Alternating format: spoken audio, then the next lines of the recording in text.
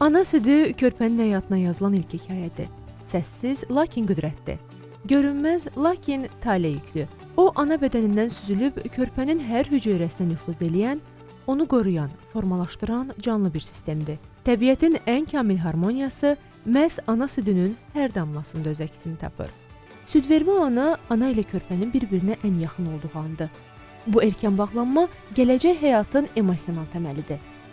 Özünə güvən, sosial münasibətlər, stressə davamlılıq bu sadə, amma dərin təmasda gizlidir.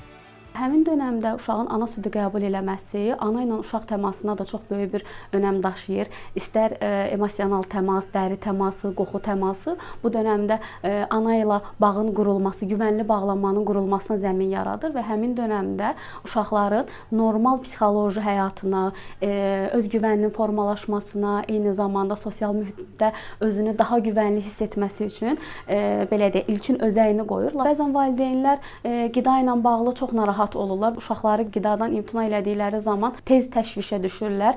Başlayırlar artıq ya qorxu ilə yedirməyə, ya məcbur şəkildə yedirtməyə. Valideynlər əsasən bu zaman nəyə çox diqqət eləməlidirlər? Əgər uşağın ümumi inkişafı yaşına uyğun gedirsə və çəkisində hər hansı bir problem yoxdursa, fiziksel inkişafında bir geriləmə yoxdursa, bəzən bəzi qidalardan imtina etməsi əslində normal hesab olunur. Bir uşağı yeni qida ilə təmas elətdirmək istəyiriksə, ən azından onu 10-15 dəfə onun qarşısına qoymaq lazımdır ki, tanışlıq olsun və bir şeyi unutmamalıyıq ki, qidalanma daha çox nə yediyinlə bağlı deyil, necə yediyinlə bağlıdır. Bəzən ana südü kifayət etmir. Tibbi səbəblər bu təbii prosesi çətinləşdirə bilir. Belə hallarda müasir süni qidalar alternativ kimi köməyə gəlir. Amma bir həqiqət dəyişmir.